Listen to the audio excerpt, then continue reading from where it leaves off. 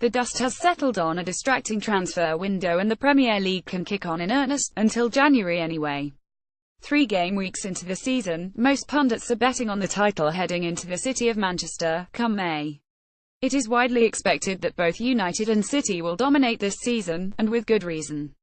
In Pep Guardiola and Jose Mourinho, both clubs have 2 of the most respected and successful managers in the game, and as they embark on a second season at their respected clubs, they have had the opportunity to mould the players at their disposal in their image, and add more where needed.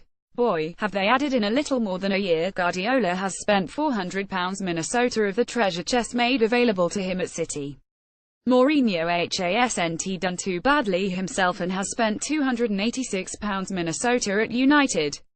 While everyone has been talking about Neymar's £198 Minnesota move to PSG and how that could be possible under financial fair play regulations, it is worth noting that Manchester City have spent more money on transfers this summer than anyone else. Not surprisingly, UEFA have received a letter from Javier Tebas, La Liga president, asking for its current investigation into whether PSG have breached FFP regulations be expanded to include City. Mourinho has spent his money on 6 players, excluding Zlatan Ibrahimovic, who came in on a free. He has focused on improving the spine of his squad, with the money being splashed on centre-backs, central midfielders and forwards. He has won the title in his second season wherever he has gone, and if the first few matches of this season are an indicator of how they will perform the rest of the season, Manchester United will take some stopping. Pep has spent on, well, every position. In a year, he has even managed to buy players to replace other players he only bought last summer for big money. In goal, Edson has replaced Willy Caballero, who replaced Claudio Bravo, who in turn replaced Joe Hart. No one seems to know what City's best 11 look like, including Pep himself, and it will be interesting to see if he gets it right through the course of this season. For all the riches at their disposal, City have had an underwhelming start to the season. Both managers will be under considerable pressure to deliver the title this season. Their stock was somewhat on the wane when they took up their new jobs last season. Guardiola was only a qualified success at Bayern Munich, not being able to deliver on Champions League glory during his 3 years there.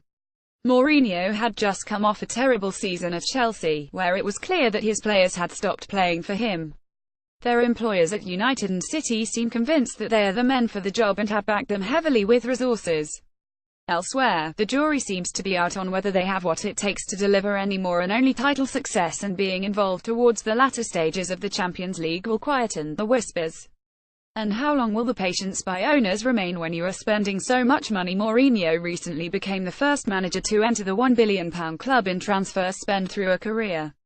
Guardiola is just another signing away from doing so. In an incredible 9 years, other managers have long mentioned that they could replicate the success either man has had if given access to the same resources. If Mourinho does not win the title this season, it would be a first for him in a second year, and one can imagine how his critics would jump on that.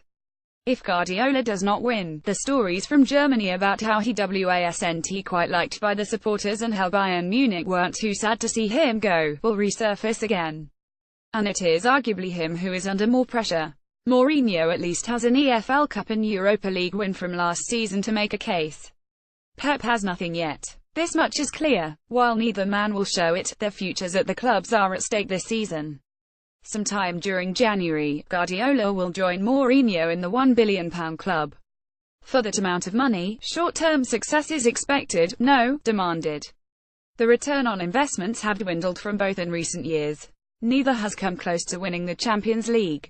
A Premier League win could temporarily arrest the slide for both. But only one of them can, and come May, the other's reputation might be in tatters. And if the title isn't heading Manchester's way, and it is inconceivable at this point, it might be a while before both add to their billion-pound tallies. The super managers won't be quite super anymore. Which would be a shame, for they've both achieved so much during their careers. Will they then take to being one of the ranks like a lot of other great managers have in the past, or will they characteristically fight back and challenge Zinedine Zidane, who has usurped them in the last couple of years? Only time will tell.